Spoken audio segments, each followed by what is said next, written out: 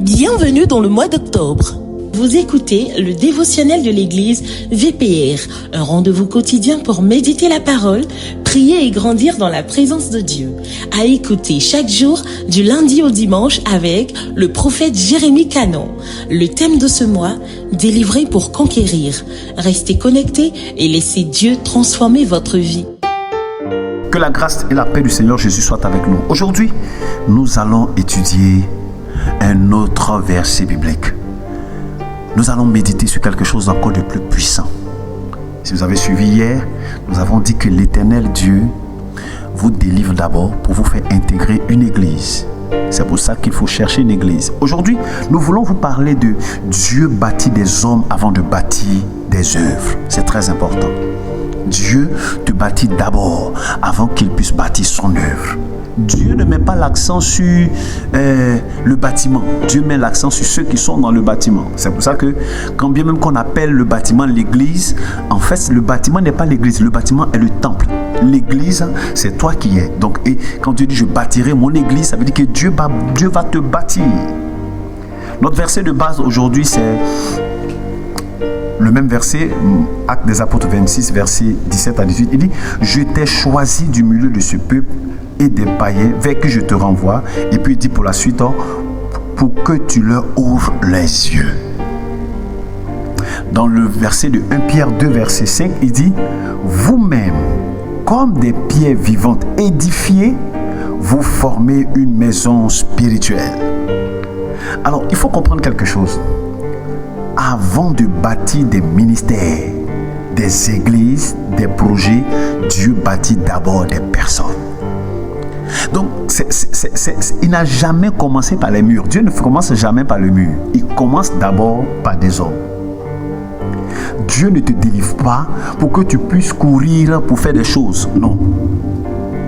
Si Dieu t'a délivré, c'est d'abord pour te transformer, pour en faire un homme solide sur lequel il pourra s'appuyer. Il a dit de l'autre côté à Pierre, tu as une pierre sur laquelle je vais m'appuyer pour bâtir mon église.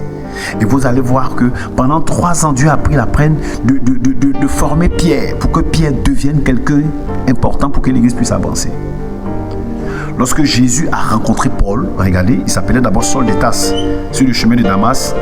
Alors, il aurait pu immédiatement l'envoyer aller prêcher. C'était la conduite la plus évidente.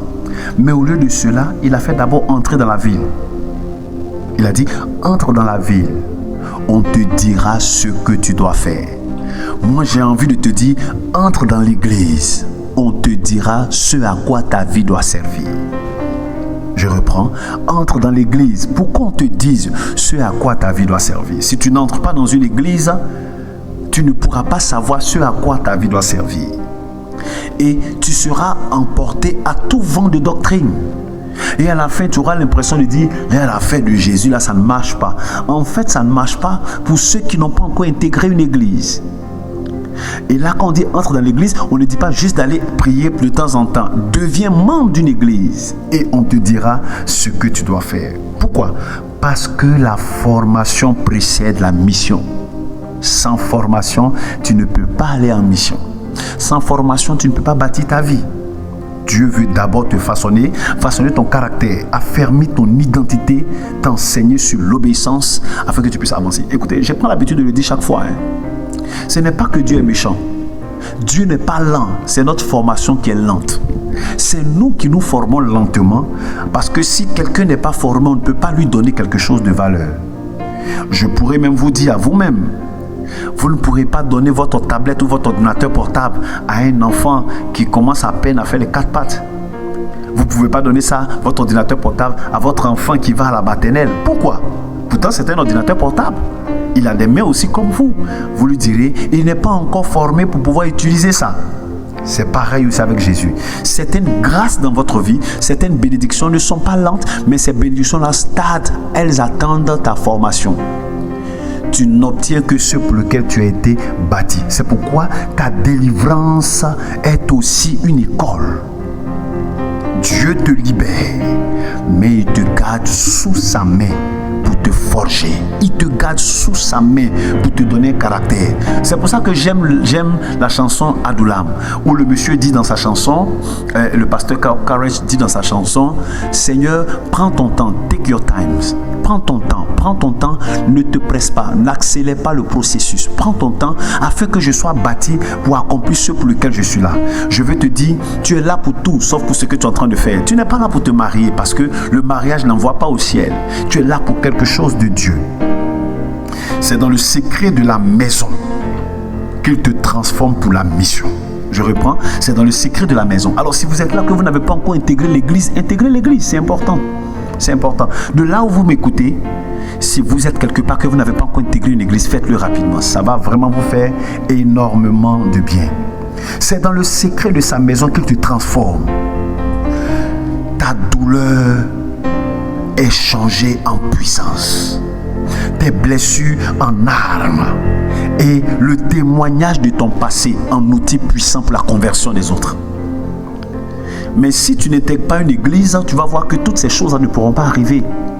Et c'est ça qui est important. C'est pour ça que ne te précipite pas pour aller en mission sans passer d'abord par la case de la maison. Vous voyez que ça fait le truc, hein? La mission, la maison, la mission, la maison. Ne te presse pas pour aller en mission sans passer par la case de la maison. L'église est la chose la plus importante qui puisse t'arriver. Les vrais concurrents, ceux qui conquièrent des territoires, ont d'abord la première case qu'ils font, qui est la maison. Si vous n'êtes pas dans la maison, pourquoi on vous police? Pourquoi on vous police? Je pense que ça c'est un peu trop pour nous qui sommes pour nous qui ne sommes pas allés loin dans les études. Police est transformé. Pourquoi on vous transforme? Pourquoi on vous façonne? Pour que demain, lorsque quelqu'un vous fait du mal, ça ne vous fasse pas mal comme auparavant. Pour que vous ayez les regards braqués sur ce que Jésus fait. Dieu vous enverra seulement après qu'il vous ait poli. Je veux rapidement te raconter une petite histoire qui est intéressante. C'est l'histoire d'un forgeron et de son épée. Alors, il y a un jeune homme qui voulait devenir un grand guerrier. Alors, il s'est rendu chez un vieux forgeron et puis lui a demandé, donne-moi une épée. Le forgeron a accepté, mais il ne lui a pas donné l'âme tout de suite. Il lui a fait d'abord travailler dans l'atelier, à souffler le feu, à frapper le fer, à supporter la chaleur. Chaque jour, le jeune homme se plaignait. Le genre, attends, moi je suis venu ici pour acheter une épée et toi tu me mets ici pour me fatiguer. Alors le forgeron lui a dit calmement, je suis en train de te forger toi-même d'abord, avant que tu n'utilises l'âme qui a été forgée. On ne donne pas un pistolet ou une Kalachnikov à celui qui veut entrer dans la gendarmerie. On l'amène d'abord pour le former avant de lui donner la Kalachnikov. C'est pareil. Après plusieurs mois, le jeune homme a compris. Avant d'avoir une âme entre ses mains, il devrait devenir lui-même d'abord une âme entre les mains de Dieu. Avant que Dieu te donne des dons, toi-même deviens un don de Dieu pour une église. De la même manière, Dieu utilise le feu de la délivrance, les défis de la vie, la discipline de l'église pour te façonner à son image. Il ne te prépare pas seulement à la victoire, il fait de toi un instrument de victoire. C'est pour ça ceux qui se frustrent, je suis fâché, je quitte l'église parce qu'on m'a parlé mal. Non, absolument rien compris. Je crois que tu as compris un rima ce matin. Alors tu vas prier avec moi. Tu vas dire avec moi, Seigneur Jésus, je me soumets à ton œuvre de transformation. Ne me laisse pas courir avant d'être prêt. Façonne-moi avec patience, humilité et maturité spirituelle. Bâtis-moi selon ton plan et non selon ma volonté, jusqu'à ce que ma vie devienne une âme puissante en tes mains. Je veux d'abord être une âme de victoire pour toi avant de gagner des batailles. Au nom de Jésus, Amen. Alors je veux que là où tu es dans ton quartier, tu peux mettre ça même dans ton magasin, mets ça en boucle pour écouter, ça va vraiment te faire du bien. Alors voici la déclaration prophétique que nous allons faire. Là maintenant, si tu déclares ça avec conviction, je suis l'œuvre de Dieu en construction. Je ne cours pas devant Dieu, je marche dans son rythme. Dieu me bâtit pour devenir un concurrent stable et utile. Au nom de Jésus. Amen. Alors voici la conduite que je vais te demander aujourd'hui. Prends quelques minutes pour écrire 3 domaines dans ta vie où tu sens que Dieu est en train de travailler ton caractère, ton obéissance, ta discipline et ta patience. C'est-à-dire que les trucs qui te font mal à l'église, c'est que Dieu est en train de travailler dans ça dans ta vie. Voilà. Ensuite, il faut prier. Demande au Seigneur, Seigneur, achève ce que tu as commencé en moi. Ne permets pas que je parte sans être bâti. Ne m'élève pas sans me construire. Au nom de Jésus, Amen. Nous espérons que ce programme vous a fait du bien. Pour toute question, veuillez nous contacter au 07 07 82 82 25. Rendez-vous demain à la même heure.